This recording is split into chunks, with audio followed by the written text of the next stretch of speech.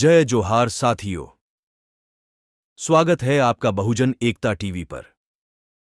बहुजन राजनीति में कई दिनों से बामसेफ के हस्तक्षेप की भूमिका अहम रही है। वर्तमान समय में पिछले कई दिनों से राष्ट्रवादी कांग्रेस पार्टी के नेता वामन मेश्राम जी के साथ कई कार्यक्रमों में मंच साझा करते देखे गए। ऐसे में सभी को यह उम्मीद थी कि लोकसभा चुनाव में इंडिया गठबंधन में वामन मेश्राम जी के समर्थन की गुंजाइश दिख रही थी। हालांकि यह हो नहीं पाया। ऐसे में महाराष्ट्र की लोकसभा चुनावी दंगल में राष्ट्रीय परिवर्तन मोर्चा के वामन मेश्राम जी शरद पवार की बेटी सुप्रिया सुले के समर्थन में एक मीटिंग को संबोधित करते हुए देखे गए, जिससे महाराष्ट्र की विधानसभा में वामन मेश्राम जी के बड़े हस्तक्षेप की आशा जताई जा रही है। इसी मीटिंग के दौरान महाराष्ट्र की आगामी विधानसभा चुनावों को देखते हुए वामन मेश्राम जी ने अपने कार्यकर्ताओं को अत्यंत महत्वपूर्ण मार्गदर्शन किया है। आइए देखते हैं उन्होंने क्या कहा।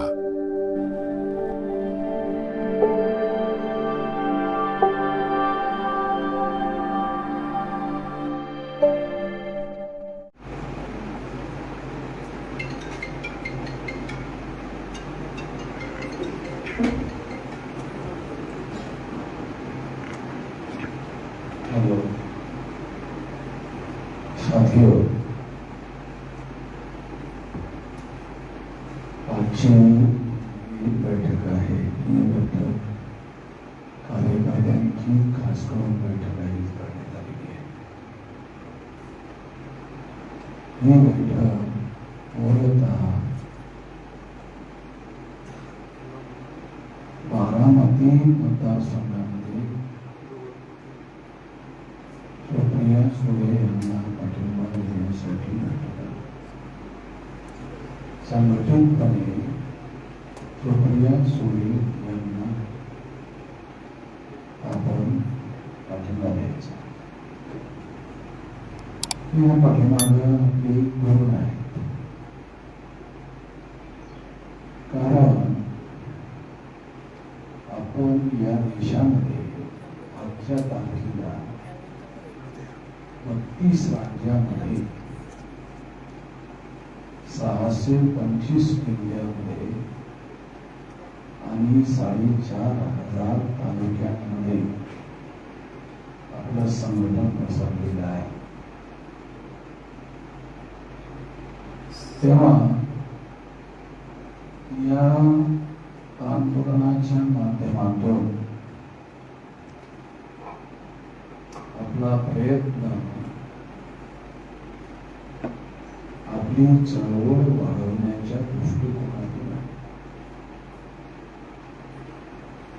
बारामती मतदारसंघामध्ये आपण सुप्रिया सुळे यांना पाठिंबा देत आहोत, पण हा पाठिंबा RPI सारखा नाही.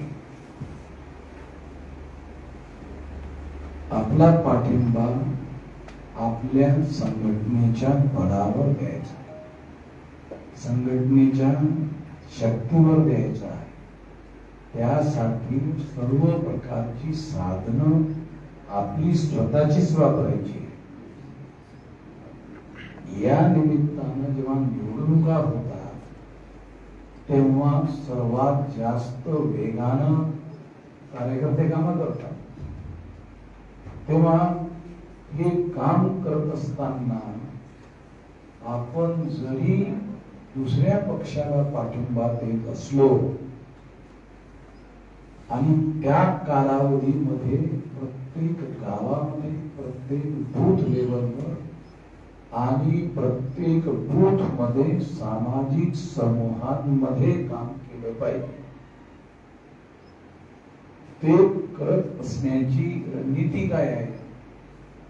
जरी करता आपण दुसऱ्या पक्षाला, दुसऱ्या कॅन्डिडेटला पाठिंबा देत असलो तरी निवडणुकीनंतर दुसऱ्या पक्षाचा कॅन्डिडेट निवडून येईल, पण संघटन आपलं वाटलेलं दिसेल.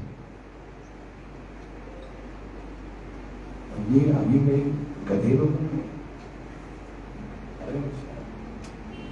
म्हणजे मोजमाप करून काम करतो.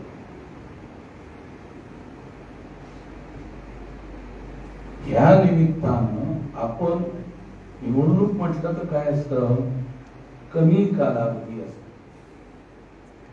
ह्या कमी कालावधीमध्ये जास्त वेगानं कामं करायची असतात आणि कार्यकर्ते करतात.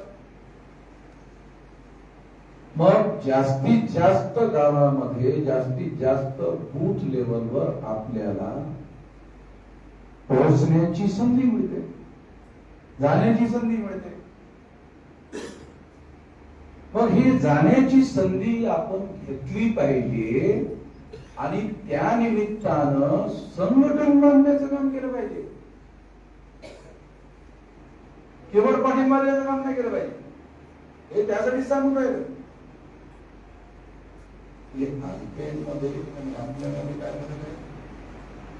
आरपीआयचं म्हणजे कसं, पाठिंबा दिला म्हणजे त्यांच्या गाडीत बसायचं, त्यांचे झेंडे, त्यांचे डंडे, त्यांची दारू आणि त्यांचं सर्व काही, आणि तुमचं काहीच नाही. मग अगोदरही नाही आणि नंतरही नाही. अरे लक्षात, ही कार्यकर्ते तुम्ही आहात म्हणून तुम्हाला सांगून राहिलो की निवडणुकीनंतर आपलं शिल्लक राहिलं पाहिजे. ते शिल्लक कसं राहील, जर तुम्ही बूथ लेवलचं संघटन बांधलं तर निवडणुकीनंतर शिल्लक राहील बूथ लेवलचं संघटन. आणि बूथ लेवलच्या संघटनेच्या अंतर्गत सामाजिक समूह, तो सामाजिक समूह काय आहे की आपल्याला फक्त शेड्यूल कास्ट मध्ये काम करायचं नाही किंवा जायचं बूथ मध्ये, ते करत असताना फक्त शेड्यूल कास्ट मध्ये जायचं नाही, फक्त शेड्यूल कास्ट मधील बुद्धिस्ट मध्ये जायचं नाही, तर जाणीवपूर्वक जे समाज समूह आहे त्या सर्व समूहामध्ये जाण्याची संधी आहे. आणि तशा प्रकारची योजना आणि नियोजन बनवून जायला पाहिजे. आणि ते करत असताना आपण त्या ठिकाणी बूथ लेवल मध्ये कार्यकर्ते बांधणे आणि बूथच्या खाली schedule caste, most backward schedule caste, extreme backward schedule caste, जे आपण काय करतोय शेड्यूल कास्ट म्हटलं, शेड्यूल कास्ट म्हटलं तर काय होतं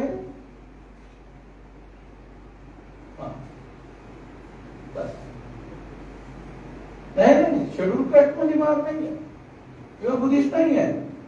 शेड्यूल कास्ट मध्ये 40-50 जाती आहेत, 59 जाती आहेत. कदाचित तुमच्या त्या बूथ मध्ये 59 नसतील, 4-5 असतील. त्या सर्वांमध्ये जाऊन आपल्याला त्या निमित्तानं फिल्डिंग केली पाहिजे.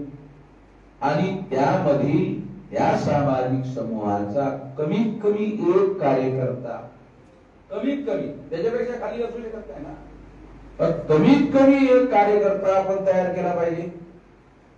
या कार्यकर्त्याला बांधून ठेवण्यासाठी त्याची जबाबदारी लावली पाहिजे. आणि मग त्या सामाजिक समूहामध्ये आपलं संघटन बसवते शेड्यूल कास्ट मधल्या तमाम.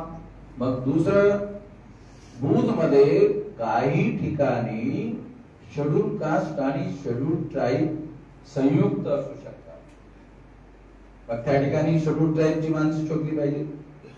त्या ठिकाणी आपलं युनिट बनवलं पाहिजे ते सामाजिक शेड्यूल ट्राईबचं. आणि त्या शेड्यूल ट्राईब मध्ये काही मोस्ट बॅकवर्ड असू शकतात, कारण प्रत्येकच सामाजिक समूहामध्ये काही ऍडव्हान्स जाती आहेत. तशा त्या आदिवासींमध्ये पण आहे. आदिवासींमध्ये गोंड ट्राईब, ते त्यांचं राज्य होतं, ते राज्यकर्ते होते. त्यामुळे गोंड ट्राईब आणि भील ट्राईब अंतर आहे. पण आपल्याला ते लक्षात ठेवून त्या प्रकारच्या सुद्धा ट्राईब्स ज्या आहेत त्यामध्ये ट्राईब मध्ये कमीत कमी मोस्ट बॅकवर्ड ट्राईब जे आहेत त्यांच्यामध्ये एक कार्यकर्ता असला पाहिजे सामाजिक समूहांमध्ये. त्यानंतर नॉमिडिक ट्राईब, हे नॉमिडिक टाईप शहरी भागामध्ये असतात. हे आपण बघितलं पाहिजे, जाणीवपूर्वक बघितलं पाहिजे, योजनापूर्वक बघितलं पाहिजे. कोण आहे तो कुठं राहतात ते बघून त्यांच्या वस्त्यामध्ये आपण स्वतः गेलं पाहिजे, पुढाकार घेऊन गेलं पाहिजे. त्यांना दुसरे कदाचित वापरत असतील, आपण वापरत नाही, आपण त्यांना एम्पावर करायचं आहे. म्हणजे त्यांना एम्पावर करणं म्हणजे त्यांना अधिकार द्यायचे आहे. अधिकार सत्तेमध्ये देण्याची पहिली पायरी काय आहे? संघटनेमध्ये सत्ता द्या, मग सत्तेमध्ये सत्ता द्या. संघटनेमध्ये सत्ता देणार नाही तर सत्तेमध्ये सत्ता कशी देणार?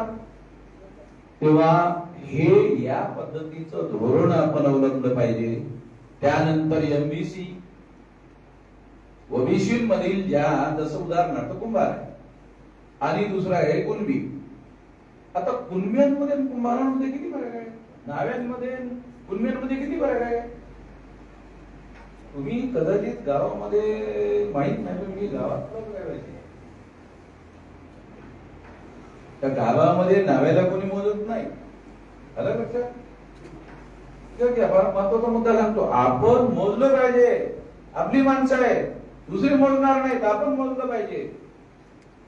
मोजणे म्हणजे महत्व निर्माण करणे. आपण महत्व निर्माण केलं पाहिजे. आपल्या माणसाचं महत्व आपण निर्माण करणार नाही तर कोण करणार? आपण महत्व निर्माण केलं पाहिजे, जबाबदारी लावली पाहिजे. तेव्हा मोस्ट बॅकवर्ड क्लासेसच्या ज्या छोट्या छोट्या जाती आहेत त्यांना महत्व दिलं पाहिजे. त्यानंतर ओबीसी मधील जी अपर लेअर जात आहे त्यांना दिलं पाहिजे. त्याच्यावरती मराठा आहे, त्यांना आपण आपल्या बहुजन समाजाचा महत्वपूर्ण भाग आहे मराठा. आणि मराठ्यांमध्ये काही लोक सत्तेच्या सोपानांमध्ये आहेत आणि काही लोक फक्त ठप्पा मारण्यासाठी. ठप्पा मारण्यासाठी कोण मराठी आहे? पण त्या ठप्पा मारण्यासाठी जे मराठी आहेत त्यांना धरा, त्यांना कोणी टिकू देत नाही, त्यांना दिले जाऊ शकतं, ते आपण देऊ शकतो. तेव्हा त्यांना आपल्याला या सामाजिक समीकरणामध्ये जर सहभागी करून घेतलं तर काय होईल? तुम्हाला निवडणुकीच्या अगोदर जर समजा हे काम केलं तर तुम्हाला कमीत कमी पैशामध्ये, निवडणुकीमध्ये काही लोक 100 कोटी खर्च करतात, 100 करोड खर्च करतात. आणि मी तुम्हाला जर ज्या पद्धतीचं संघटन बांधवायला सांगून राहिलो, एक नवा पैसा खर्च करावा लागणार नाही. गोळी भरून तुम्हाला मतं मिळतील, तसं संघटन राहील. दुसरं, त्या संघटनेमध्ये सामाजिक समूहांचं संघटन बांधल्यामुळे तेच लोक पैसा गोळा करतील. त्यांना त्यांच्या भागात काय केलं, बुथमध्ये पैसा, त्याच भागामध्ये पैसा गोळा करतील आणि त्याच भागामध्ये पैसा गोळून तिथले खर्च करतील. तुम्हाला कोणी पैसा मागणार नाही. पण काँग्रेसला जर समजा पाठिंबा द्यायचा असेल तर वरतून पैसा आल्याशिवाय तो कार्यकर्ता आलाच नाही. काँग्रेसची रचना अशी आहे की तिकडून पैसा जोपर्यंत येत नाही कोणी आलत नाही. म्हणून त्यांना फार मोठ्या प्रमाणामध्ये काळा पैसा निर्माण करावा आणि काळा पैसा निवडणुकीमध्ये पांढरा करावा लागतो.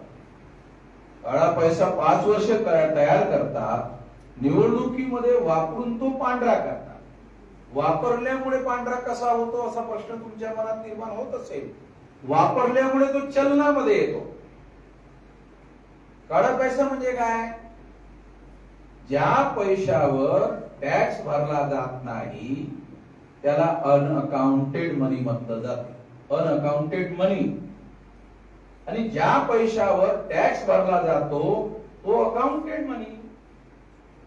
जेव्हा आपण टॅक्स भरतो तेव्हा तो अधिकृत होतो, कायदेशीर होतो.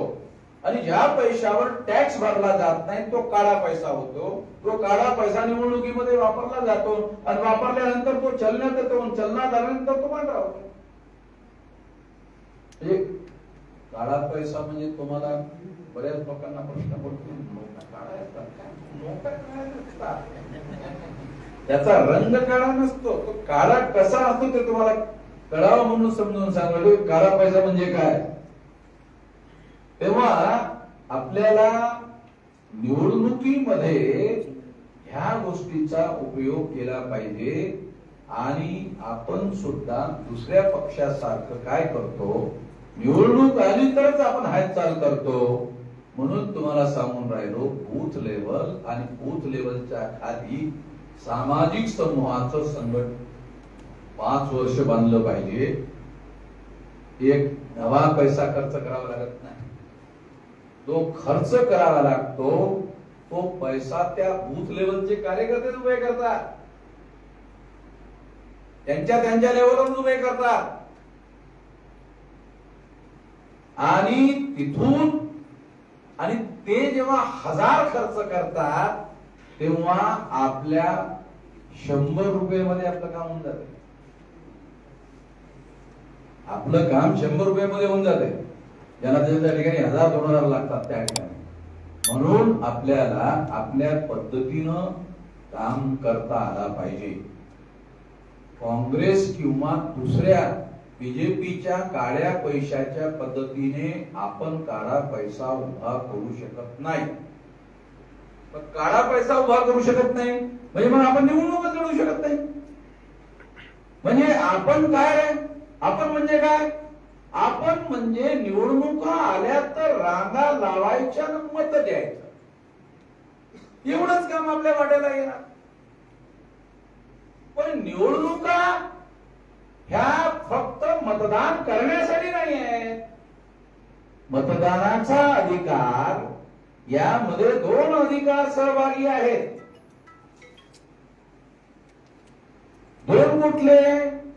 पहिला शासक बनणे आणि बनवणे. 1950 ला जेव्हा घटना लागू झाली तेव्हा 84 पर्यंत आपल्या लोकांनी दुसऱ्याला शासक बनवण्यासाठी मतदानाचा उपयोग केला. दुसऱ्यांना मी 84 का म्हणतो तर 1984 ला बहुजन समाज पार्टी कांचीरामजींनी उभी केली. त्यांना सांगितलं की इथपर्यंत आम्ही दुसऱ्याला शासक बनवण्यासाठी आमच्या मतदानाच्या अधिकाराचा वापर करत होतो. मतदान दान करण्याचं नसून मताधिकार आहे. मतदान हे दान करण्यासाठी नसून मताधिकार आहे. आणि त्यामध्ये शासक बनण्याचा सुद्धा अधिकार आहे, बनवण्याचाच नाही आहे, बनण्याचा सुद्धा अधिकार आहे. आणि मग 84 ला कांचीराम साहेबांनी अशी घोषणा केली की आम्ही आता इथून पुढे मतदानाचा उपयोग दुसऱ्यांना शासक बनवण्यासाठी करणार नसून शासक बनण्यासाठी करणार आहोत. आणि ही गोष्ट त्यांनी व्यवहारामध्ये 4 वेळा मायावतीला मुख्यमंत्री बनवून करून दाखवलं. महाराष्ट्रामध्ये आरपीआयचे लोक काय म्हणत होते, कांशीरामजी पुण्यावरून नाशिकला दादासाहेबांकडे भेटायला. दादासाहेब ऐकवा, आपल्याकडे एक असतं दादासाहेब आहे, त्याच्याकडे भेटायला गेले. ज्यावेळी भेटायला गेले तेव्हा दादासाहेब म्हणजे वरती होता. पण दादासाहेबांना बाबासाहेबांनी कांचीरामजींनी समजावून सांगितलं असं असं असं असं केल्याने आपल्याला राज्यकर्ता बनता येते. मग एवढा मोठा माणूस दादासाहेब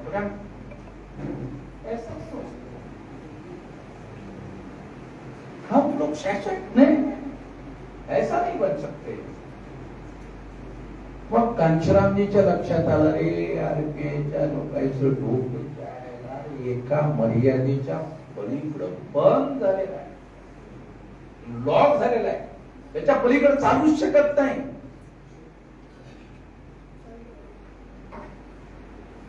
पलीकडे चालू शकत नाही. यांचा त्याग केला पाहिजे, यांना सोडलं पाहिजे.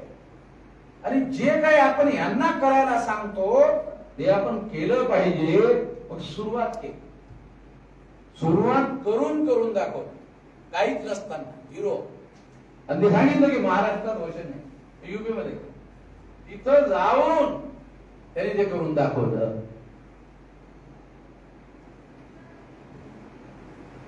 तिथं करून दाखवल्यानंतर मग रिपब्लिकन पक्षाचे लोक बहुजन शब्द बोलायला लागले. रिपब्लिकन लोक बहुजन बोलत नव्हते, आता रिपब्लिकन सुद्धा बहुजन बोलतात.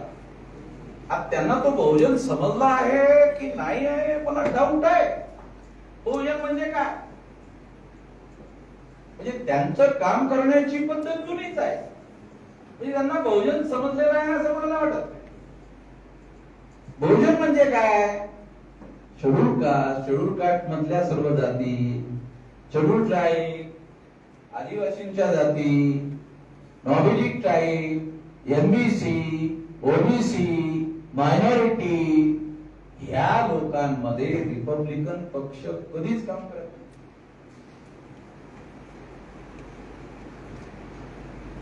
कधीही काम करत नाही. का करत नाही, कारण त्यांना जाऊन सांगायचं काय हेच कळत नाही.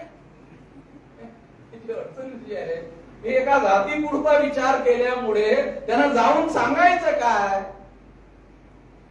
हे कांचीरामचं बहुजन तर आपण शब्द घेतला, आपण सांगायचं काय, तर ट्रेनिंग नाही, विचारधारा नाही.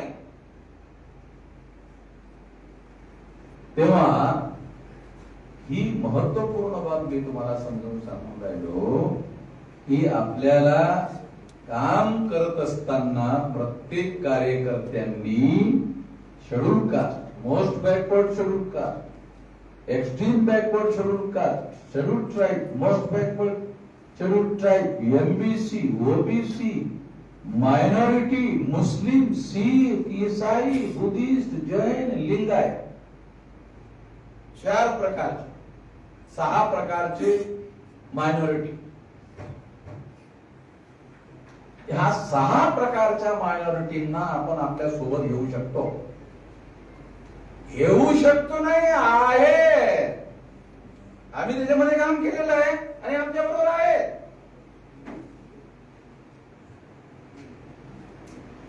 काम करतात आमच्या बरोबर हे सगळं, कारण त्यांच्यासाठीच धोरण आहे, त्यांच्यासाठी विचारधारा आहे, ती समजून घेतली पाहिजे. समजून घेऊन त्या लोकांमध्ये प्रचार केला पाहिजे. तुम्ही जर सार्वजनिक जीवनामध्ये तुमच्या भागामध्ये काम करता तर ते काम आपण ते केलं पाहिजे. आता तुम्ही सुप्रिया सुळेंचा प्रचार करा, आम्ही सांगून राहिले, पण निवडणुकीनंतर काही शिल्लक करायला पाहिजे ना. समजा सुप्रिया ताई निवडून आली तर सुप्रिया ताईच शिल्लक आहे, आपलं काही तर राहिलं पाहिजे की नाही. आपलं राहू शकते संघटन. या निमित्तानं वेगानं जर तुम्ही काम केलं तर तुम्हाला संघटन ग्रामीण भागामध्ये बहुजनांचं उभं करता येईल. ते केलं पाहिजे, हे आपण केलं पाहिजे. आरपीआयचे लोक असं करत नाहीत, ते केलं पाहिजे. म्हणून सांगून राहिलो, त्यांच्या पक्षाच्या गाड्यात बसायचं. जो बसेल ना आमचा कार्यक्रम त्याला दुसऱ्या दिवशी काढून आणि व्हिडिओ बनवून काढून, म्हणजे साऱ्या समाजाला माहित झालं पाहिजे. त्याला ठेवू नको, त्याला आम्हाला आमच्या जरूरत नाही. त्याच्या आतमध्ये येण्यानं काही फायदाच नाही. तो बाहेर गेलेला ठीक नाही, तो सोडवेल. तो आंबा म्हणाय ना, एक आंबा सडलेला ज्याला दुसरा आंबा सडवतो, पण तो आंबा काढून फेकूनच टाका, तर ठेवूच नका. आपल्याला अशी माणसं पाहिजे, ते ध्येयाने वेड झालेली आहेत, विचारधारीची माणसं आहेत. दुसऱ्याला बनवतील ना, संख्या वाढवतील. आता जरी वाढलं नाही तरी पुढच्या वेळेस वाढेल. आज आपण आपल्या बळावर 32 राज्यात संघटन बांधलं म्हणून इंडिया गठबंधनवाले मला बोलायला येतात. इंडिया गठबंधनच्या लोकांनी पवार साहेबाला बोलायला सांगितलं आणि पवार साहेबांनी सांगितलं आता वेळ निघून गेलाय, आता जागा शिल्लक नाही. म्हणलं पुढच्या वेळेस बघू आपण. सचिननी पवार साहेबांना बोलले तर आम्हाला काय तुम्ही आरपीएस समजलं का? एवढी हिंमत कुठून आली? बोलतात का आरपीएस लोकांनी बोलायची हिंमत?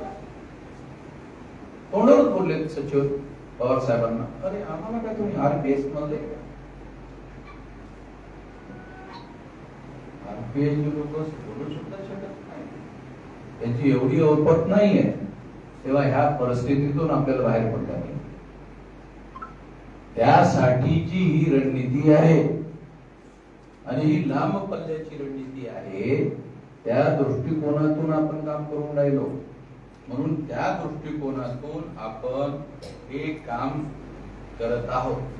दुसरा मुद्दा असा की आपली चळवळ केवळ आंबेडकरी चळवळ नाही आहे. आपली चळवळ फुले, शाहू, आंबेडकर, शिवाजी महाराजांची चळवळ आहे. फुल्यांनी शिवाजी महाराजांकडून बहुजनवाद घेतला. पता नाही, बऱ्याच लोकांना समजत नाही गोष्ट. फुल्यांनी शिवाजी महाराजांना आदर्श बनवलाय. तुम्ही प्रॉपर योग्य अभ्यास केलेला दिसत नाही. ज्योतिराव फुलेंनी जी वैचारिक भूमिका स्वीकारली ती शिवाजी महाराजांकडून स्वीकारलेली आहे. शिवाजी महाराजांच्या पाठीमाग सारे बहुजन उभे होते की नाही? तिथून घेतली बहुजन भूमिका. म्हणजे मूळ भूमिका ही शिवाजी महाराजांची आहे. शिवाजी महाराजांमध्ये आपण बहुजनवाद शोधला पाहिजे. शिवाजी महाराजांकडून घेतलंय ज्योतिराव फुलेंनी. आज आपल्याला ज्योतिराव फुले प्रेरणादायी आहे. ज्योतिराव फुलेंच्या कालावधीमध्ये कोण होते? आता आपल्याला फुले आहेत, शाहू आहेत, आंबेडकर आहे. फुलेंच्या कालावधीमध्ये कोण होते? फुलेंच्या कालावधीमध्ये शिवाजी महाराजच होते. त्यांना प्रेरणा घेण्यासाठी. लक्षात घ्या, हिस्टॉरिकल सांगून राहिलो, काल्पनिक गोष्टी नाही आहे. फुल्यांनी शिवाजी महाराजांकडून हा बहुजनवाद स्वीकारला. शिवाजी महाराजांच्या विचार व्यवहारात आणि जीवनामध्ये, रणनीतीमध्ये आणि दावपेचामध्ये सर्व बहुजनवाद आहे. हा स्वीकारला पाहिजे.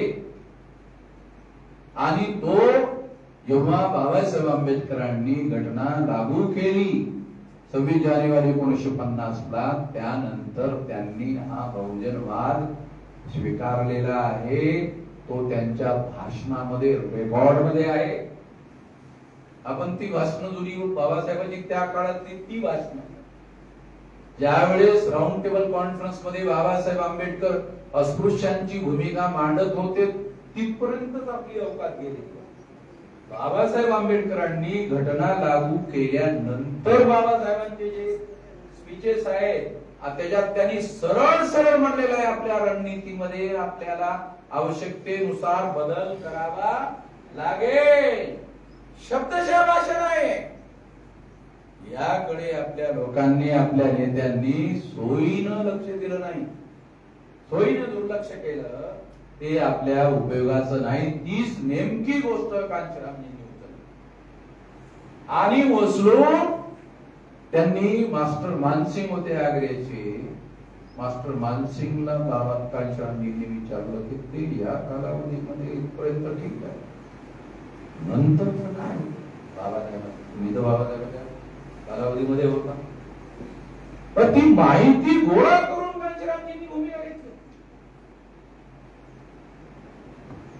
हा रणनीती ठरवली. मी तुम्हाला ही बाब फार जाणीवपूर्वक सांगतो, रेकॉर्ड मध्ये आहे. आणि अशा पद्धतीनं ही भूमिका वैचारिक होती त्याचा पुरावा सांगतो, म्हणजे तुम्हाला कळेल. आयुष्याच्या उत्तरार्धामध्ये बाबासाहेब आंबेडकर शासनकर्ती जमात बनणे हे आमचं उद्दिष्ट आहे. मग शासनकर्ती जमात बनणे हे आमचं उद्दिष्ट आहे. शेड्यूल कास्टची संख्या 15%. 15%वर निवडणुका लढवता येतात का? 15%वर निवडणुका जिंकता येतात काय? मग 15%वर जर तुम्हाला एक आमदार आणि एक खासदार निवडता येत नसेल तर शासनकर्ती जमात कसं म्हणता येते? मग बाबासाहेब आंबेडकर फक्त 15%वर शासनकर्ती जमात आम्हाला बनायचं आहे असं म्हणत होते का? म्हणजे बाबासाहेबांना कळत नव्हतं का हे गणित? अरे ते अर्थशास्त्रामध्ये डीएससी होते. अर्थशास्त्रात डीएससी, अर्थशास्त्रात डीएससी म्हणजे पूर्ण आकडेवारी. अर्थशास्त्रामध्ये बाबासाहेब आंबेडकर केवळ एमएससी नव्हते, पीएचडी नव्हते, डीएससी होते. अजूनही कोणाला डीएससी डिग्री नाही मिळाली.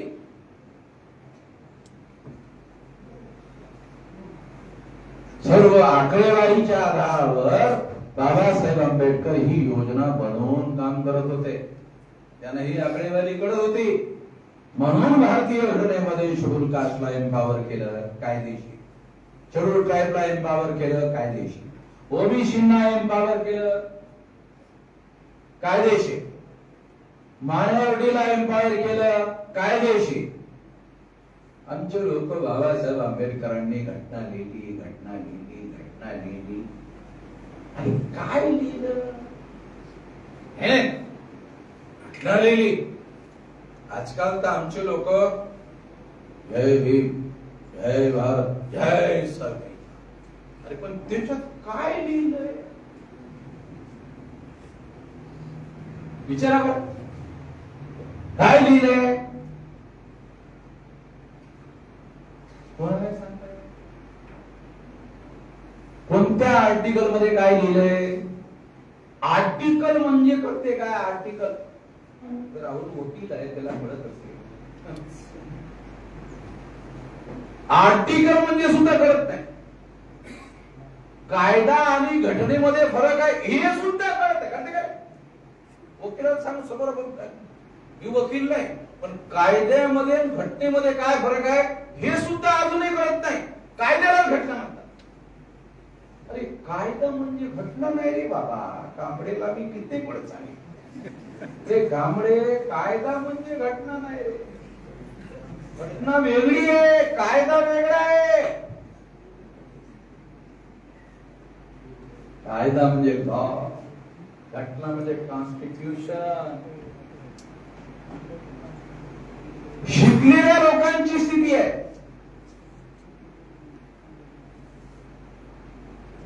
कॉन्स्टिट्यूशन म्हणजे लॉ ऑफ द लँड. कुठलाच पार्लमेंटला भारतीय घटनेच्या विरुद्ध कायदा पास करता येत नाही. कायद्याच्या घटनेच्या चौकटीमध्ये राहूनच कायदे पास करावे लागतात. घटनेच्या समर्थनामध्ये घटनेला पूरक होईल असेच कायदे बनवता येतात. त्या व्यतिरिक्त पार्लमेंटमध्ये किती बहुमत असलं तरी बनवता येत नाही. आता काँग्रेसचे लोक आमच्या लोकांची मत ढापण्यासाठी, आपला देशी शब्द आहे, ढापण्यासाठी घटना बदलवणार, घटना बदलवणार, घटना बदलवणार, घटना बदलवणार. अरे कुठे घटनेमध्ये घटना बदलवण्याचं कलम?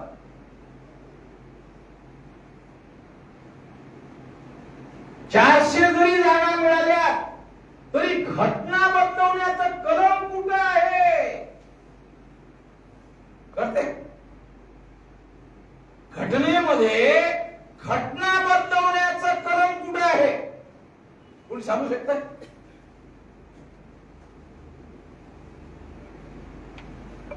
आर्टिकल मध्ये सुधार करण्याचा अधिकार संसदेला आहे. संसदेला घटना बदलवण्याचा अधिकार घटनेमध्ये कुठेही बहाल करण्यात आलेला नाही. मग ही जी बाब माझ्यासारख्या सामान्य बुद्धीच्या वकील नसलेल्या माणसाला कळते, काँग्रेसच्या बुद्धिमान माणसाला कळत नाही का? कळते.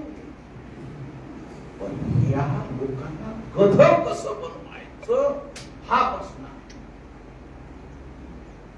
आंबेडकरांची घटना बदलवतोय, तुम्ही काय करता? आमच्या पाठीमागं उभं राहा. जे तुमची मतं ढापण्यासाठी आहे रे. हा जो प्रोपगंडा चालला हा तुमची मतं ढापण्यासाठी आहे. नाही तर वामन मेश्रामचा तिसरा मोर्चा उभा झाल्याशिवाय राहत नाही. काँग्रेसचा हा प्रोपगंडा बीजेपीच्या विरोधामध्ये नसून आंबेडकर फुले शाहूची तिसरा मोर्चा उभं राहता कामा करते काय?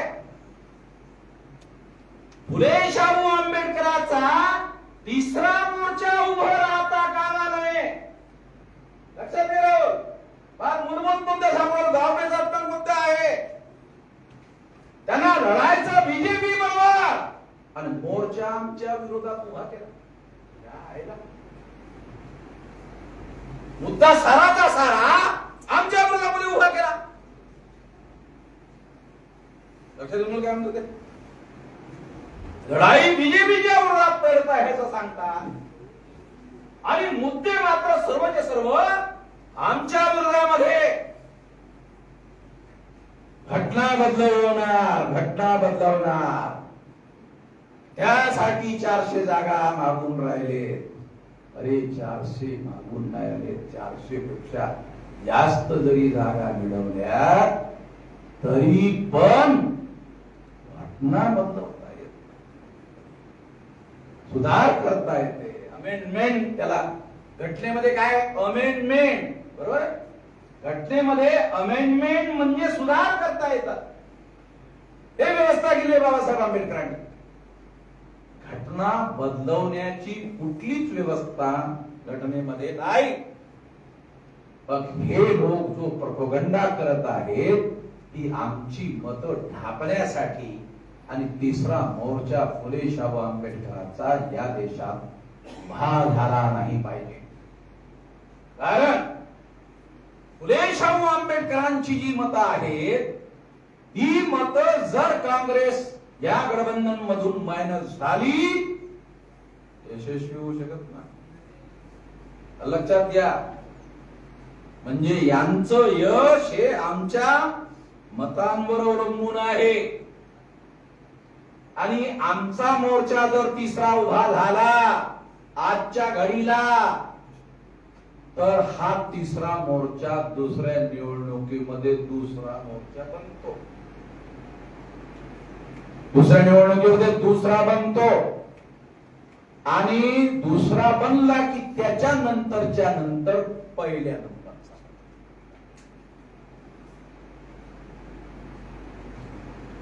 एवढं मोठं संघटन आहे आपल्याकडं,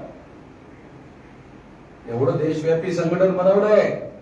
18 वर्ष काही वर्ष माझं वय होतं तेव्हापासून संघटन बांधण्यावर जीवन अर्पण केले.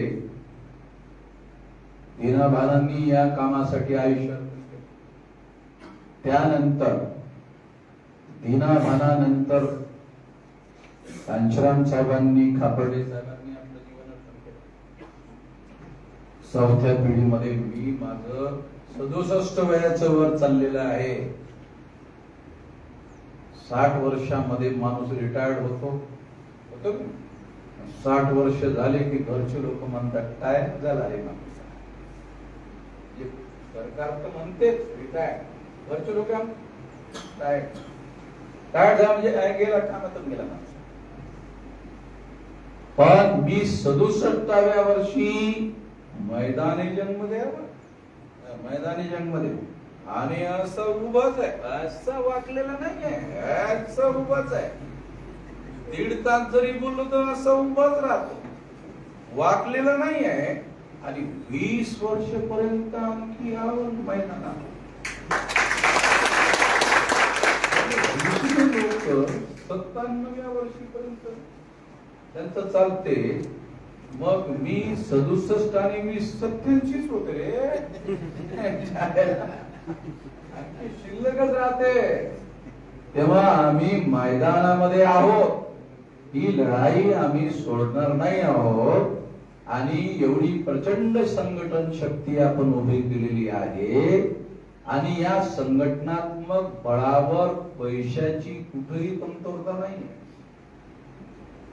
वामन मेश्रामच्या नावानं छापलेली पावती जर घेऊन गेलात ना, त्याची पावती कागदाची असते, पण दिली की लगेच नोट मिळते.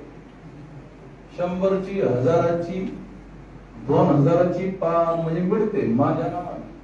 माझ्या जे आहे रिझर्व्ह बँक आहे त्याच्यात टाकली की ते येते. मैदानामध्ये समाजामध्ये माझी एवढी क्रेडिबिलिटी आहे, या लोकांना माहित आहे. समाजातल्या लोकांना वाहन पैसा गॅरंटी एक पैसा. तेव्हा ह्या पैशाचा विनियोग आंदोलनासाठी होणार, चळवळीसाठीच होणार. म्हणून समाजामधून देशभर जेव्हा जेव्हा पैसे लागतात तेव्हा तेव्हा तेवढे पैसे लोक देतात. काल परवा मी राजस्थान मधून आलो. 67,000 रुपये सर्व कार्यक्रमाचा खर्च त्याचे पार पाडून त्यांनी दिले.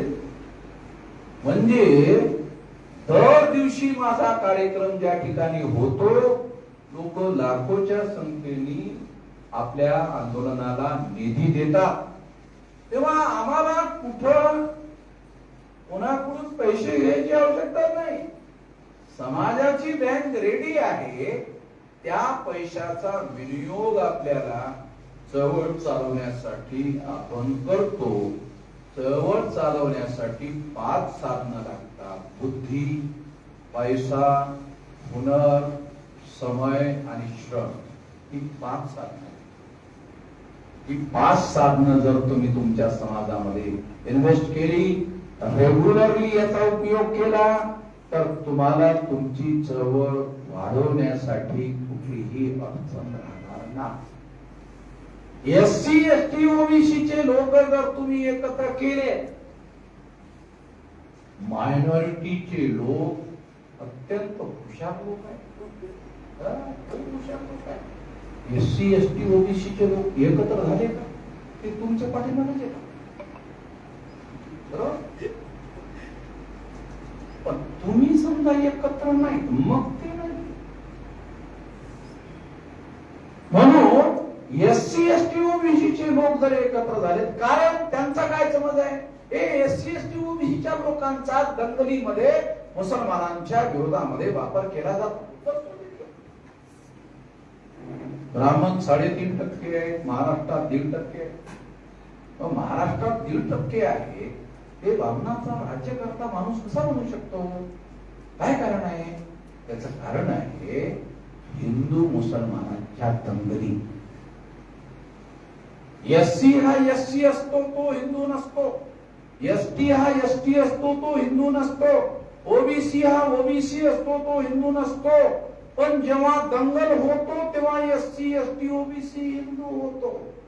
दंगलीमध्ये एससी, एसटी, ओबीसी हिंदू होतो. म्हणजे दंगल हिंदू बनवण्याचा आरएसएसचा राष्ट्रीय कार्यक्रम आहे. कुठलाही ब्राह्मण कधी ऐकलं? कुठला ब्राह्मण धर्माचा प्रचार करून एससी, एसटी, ओबीसीच्या लोकांना हिंदू बनवण्याचं काम करतो, प्रचार करतो आणि ब्राह्मण धर्माचे श्रेष्ठ तत्व समजवून सांगतो, असा एखाद्या ब्राह्मणाचं नाव सांगता येईल? एकही ब्राह्मण धर्म कसा श्रेष्ठ आहे हे समजावून सांगू शकत नाही. कारण ब्राह्मण धर्म म्हणजे काय? ब्राह्मण, क्षत्रिय, वैश्य, शूद्र. जे आपल्या सर्व बहुजनांना त्यांनी शूद्र बनवलं, ओबीसींना शूद्र बनवलं, आणि शेड्यूल कास्टला अस्पृश्य बनवलं, आदिवासींना जंगली बनवलं, म्हणजे याचा अर्थ असा, ब्राह्मण धर्माचा प्रचार त्यांच्याजवळ श्रेष्ठ धार्मिक तत्व आहेत म्हणून वाढलेला नाहीये. तर त्यांनी काय केलंय की एससी एसटी ओबीसी आणि मुसलमानांमध्ये दंगली घडवल्या. दंगली घडवल्यानंतर एससी एसटी ओबीसी लोक हिंदू झाले. प्रचार करून कोणी एससी एसटी ओबीसी हिंदू झालेला नाही, होत नाही. दंगली घडवल्याने हिंदू बनवता येते. म्हणून मागच्या 10 वर्षापर्यंत दिल्लीमध्ये मोदीचं सरकार आहे. हिंदू मुसलमान हिंदू मुसलमान हिंदू मुसलमानच्या याच्या पलीकडे काय बोलला? हिंदू मुसलमान डायरेक्ट बोलला, इनडायरेक्ट बोलला. एवढंच केलं त्यांनी. राम मंदिराचा मुद्दा उपस्थित केला म्हणजे हिंदू मुसलमान होते. म्हणजे डायरेक्ट किंवा इनडायरेक्ट त्यांनी हिंदू मुसलमानच केलं की नाही. म्हणजे याचा अर्थ असा की जर एससी एसटी ओबीसी कुणबी मराठ्यांना हिंदू बनवायचं असेल तर हिंदू मुसलमानांच्याच मध्ये चर्चा घडवली पाहिजे. तर यांना हिंदू बनवता येते. आणि हिंदू बनवलं की अल्पसंख्य ब्राह्मणांचं राज्य एससी एसटी ओबीसी कुणबी मराठ्यांवर सोपवत आहे. ही रणनीती आहे. हे कळलं पाहिजे आपल्याला. याचा उपाय काय? याला थांबवायचं कसं? असा प्रश्न तुमच्या मनात निर्माण होईल. थांबवण्याचा पहिला मुद्दा, ही रणनीती पहिल्यांदा समजून घेतली पाहिजे की हिंदू बनवण्याची रणनीती काय आहे बामणाची, हे समजून घेतलं पाहिजे. आणि दुसरा उपाय काय? जसे बामण हिंदू मुसलमानांमध्ये दंगली घडवून आणतात तशा बामण आणि बहुजनांमध्ये दंगली घडवल्या पाहिजेत. हे कायदेशीर नाही. मी तुम्हाला सांगून राहील, हे बेकायदेशीर आहे. त्यामुळे हे बेकायदेशीर काम करायला पाहिजे की नाही करायला पाहिजे झाली. पण बामण बेकायदेशीर कामच करत राहतात, रोज करत राहतात. आपण केलं की म्हणतील बेकायदेशीर आहे. पण ते मात्र 24 तास हिंदू मुसलमान हिंदू मुसलमान हिंदू मुसलमान हिंदू मुसलमान हेच करत राहतात. आणि उद्या जर आपण म्हटलं बामण बहुजन बामण बहुजन बामण बहुजन, देश विरोधी काम.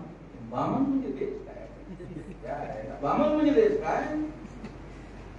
म्हणजे आपल्याला म्हणजे हे देश विरोधी काम करून राहिले, देशद्रोही काम करून राहिले. अरे हिंदू मुसलमानांच्या थेरीने एकदा भारताचं विभाजन झालेलं आहे, आमच्या थेरीमुळे नाही. हिंदू मुसलमानांच्या थेरीने सिद्धांताने भारताचं विभाजन झालेलं आहे. भारत पाकिस्तान झालंय. काय काल्पनिक गोष्ट नाही समजालो. हिंदू मुसलमान नावाच्या थेरीने भारताचं विभाजन झालंय. मुसलमानांनी पाकिस्तान का बनवला तर ब्राह्मण मुसलमानांच्या वरती सुद्धा आपलं वर्चस्व सिद्ध करतील. ते आम्हाला नको आहे म्हणून त्यांनी पाकिस्तान बनवला. त्यावेळेस आपल्या लोकांनी म्हटलं हे चूक केलं, पण स्वतंत्र भारतात ब्राह्मणांनी तेच केलं. मुसलमानांच्या विरोधामध्ये करण्याचं काम जे त्यांनी केलं होतं ते त्यांनी पाकिस्तान बनल्यानंतर सुद्धा हिंदू मुसलमान चालू ठेवलाय. हिंदू मुसलमान कशासाठी चालू ठेवलाय तर एससी एसटी ओबीसीच्या लोकांना हिंदू बनवणे. हिंदू बनवणे म्हणजे काय? ब्राह्मण धर्माचं गुलाम बनवणे.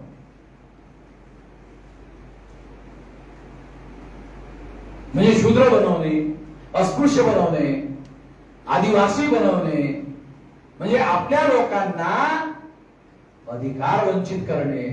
घटनेने जी दिलेली अधिकार आहेत ते राज्यकर्ता जर समजा ब्राह्मणच बनला तो लागू करत नाही ना. मागच्या 10 वर्षामध्ये बीजेपीचं सरकार आहे. रिझर्वेशन नावाचा शब्द 10 वर्ष मोदी बोलला.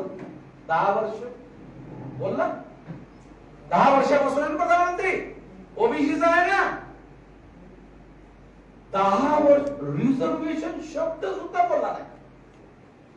लागू करणे, लागू नाही करणे, अरे सोड, शब्द सुद्धा उच्चारण केलं नाही त्या माणसाने. किती मोठा दहशतवाद आहे.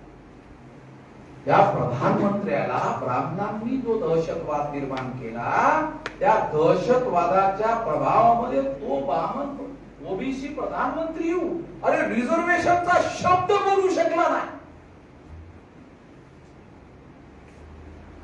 एवढा दहशतवाद प्रधानमंत्री बोलू शकला नाही. निवडणुका जिंकायच्या, मग रिझर्वेशन बोलत नाही. बरोबर टीव्ही बघा. आता जिंकायची आहे, आमची मतं पाहिजे, मग मतं पाहिजे तर बोलून राहिला. म्हणजे आरक्षणच्या लोकांनी सांगितलं आता बोला, मतं घ्यायसाठी बोल. मतं मिळाल्यानंतर बोलायचं नाही, लागू करायच्या बाबतीत बोलायचं नाही. रिझर्वेशन शब्द SC ST OBC ला कानाला आवडतो, बोला. लागू करण्याच्या बाबतीमध्ये बोलू नका.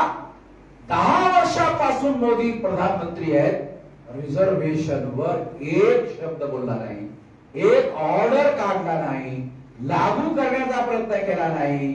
ओबीसीचं रिझर्वेशन लागू आहे, ओबीसीचा प्रधानमंत्री आहे.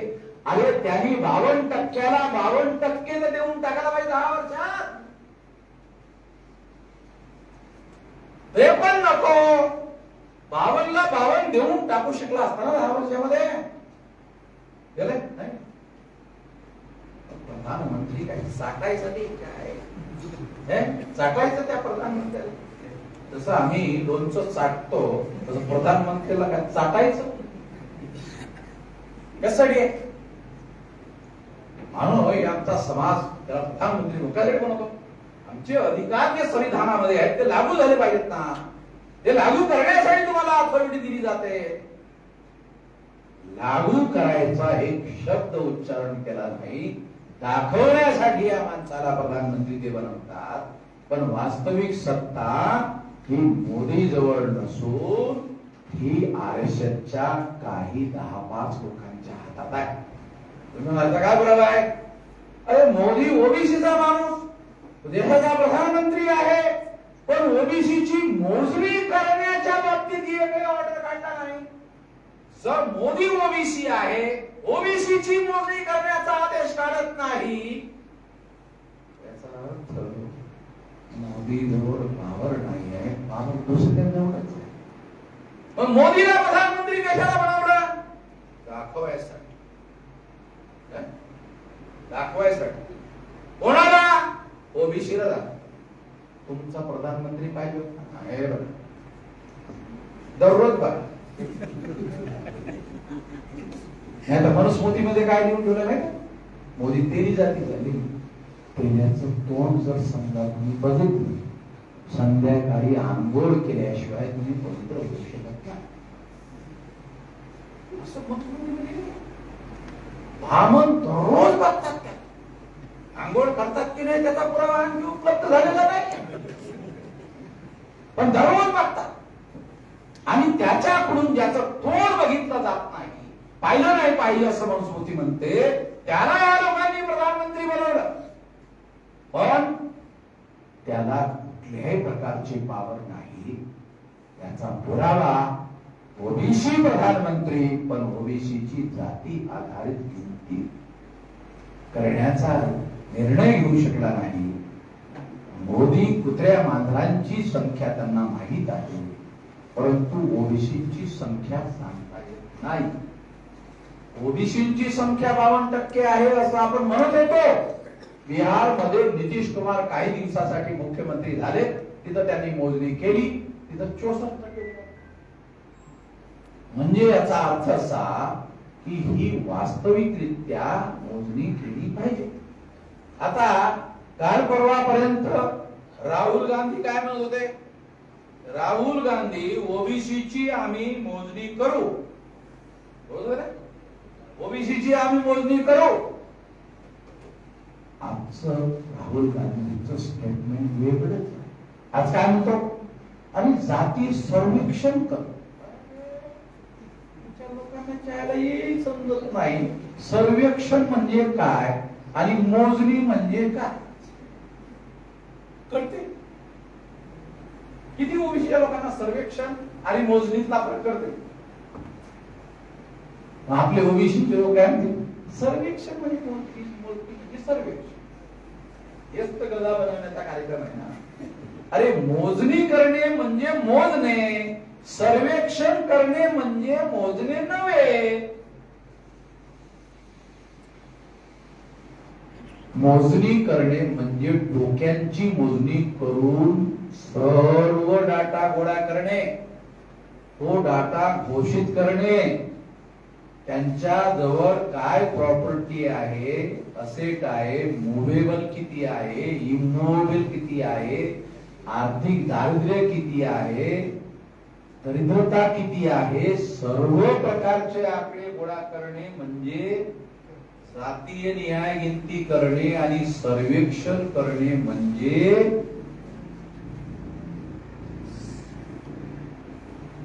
आपला हेलिकॉप्टर बसून तो मुख्यमंत्री पूर येतो ना, पूर, आणि पुरात 10-5 गावं डुबतात, मग तो त्याच्यावर फिरतो. काय पेपरात सर्वेक्षण, हे असं आहे सर्वेक्षण.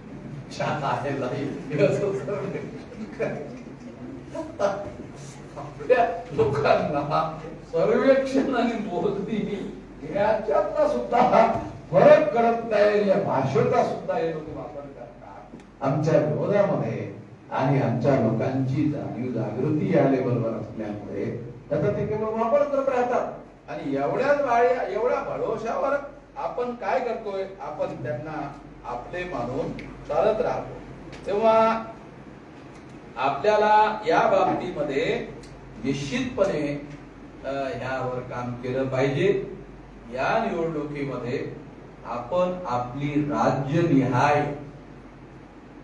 एक राष्ट्रीय स्तरावरची आपण गठबंधनची स्ट्रॅटेजी बनवली, राज्यनिहाय स्ट्रॅटेजी बनवली, त्याचबरोबर लोकसभा निहाय अशी डायनामिक स्ट्रॅटेजी आपण बनवलेली आहे.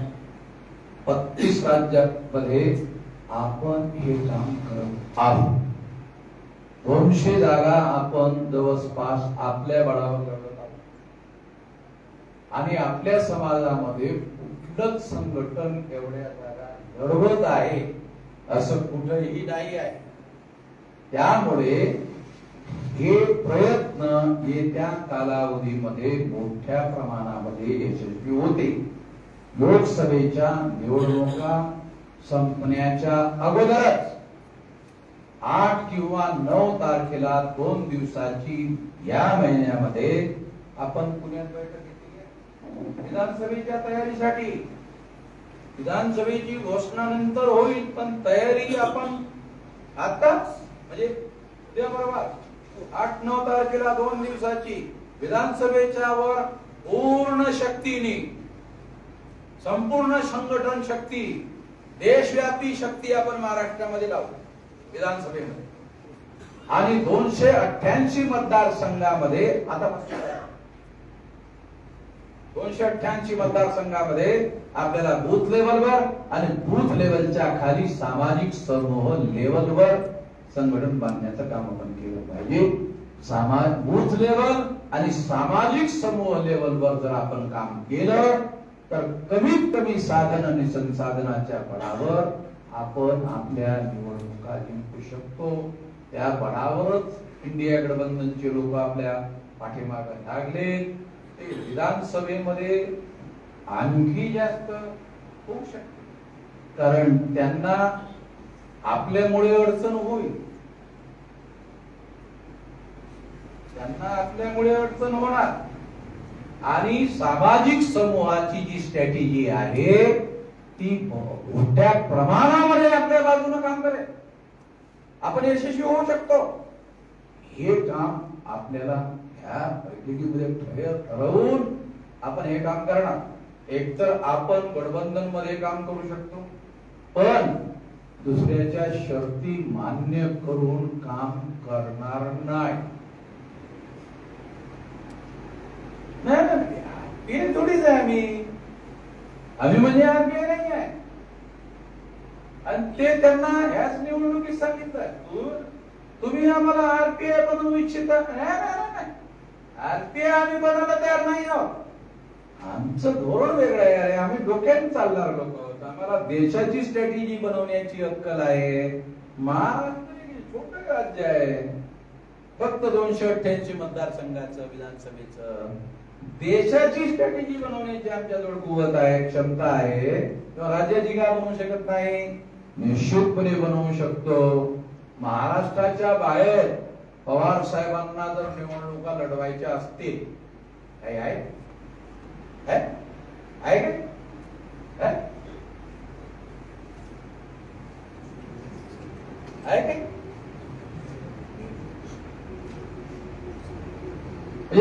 कळलं पाहिजे तुम्हाला. अरे तिथं युपी मध्ये, बिहार मध्ये, बंगाल मध्ये हे आम्ही करू शकतो. आपला मोठेपणा आपल्याला कळलं पाहिजे, त्याचं रिअलायझेशन आपल्याला असलं पाहिजे. आपल्या शक्तीचं आपल्याला भान असलं पाहिजे. त्या शक्तीचा उपयोग आणि प्रयोग कसा करायचा त्याची अक्कल असली पाहिजे. ते सर्व आहे आणि त्यानुसार काम करणार. तेव्हा त्या दिशेनेच तुम्ही तयारी करा. यश मिळवण्यासाठी आपल्याला पेशन्स ठेवलं पाहिजे. दुसऱ्याच्या माग लागण्यासाठी काही आवश्यकता नाही. पिछडको बनण्याची आवश्यकता नाही. आपल्या जवळ कांशीरामजी दुसऱ्याकडे झालं होते का? दिल्लीमध्ये काँग्रेसचा राष्ट्रीय अध्यक्ष तो कोण होता? तो गेला कांशीरामजीला भेटायला. बरोबर? तेव्हा कांशीरामजी गेले कुठल्या काँग्रेसला, बीजेपीला भेटायला. तेच लोक यायचे, तेच लोक कांशीरामजींवर बोलायचे. आणि काय करायचं आणि काय नाही करायचं ते कांशीरामजी त्यांना काही सांगायचे नाही. नंतर सांग आणि नंतर ते काही सांगायचे नाही.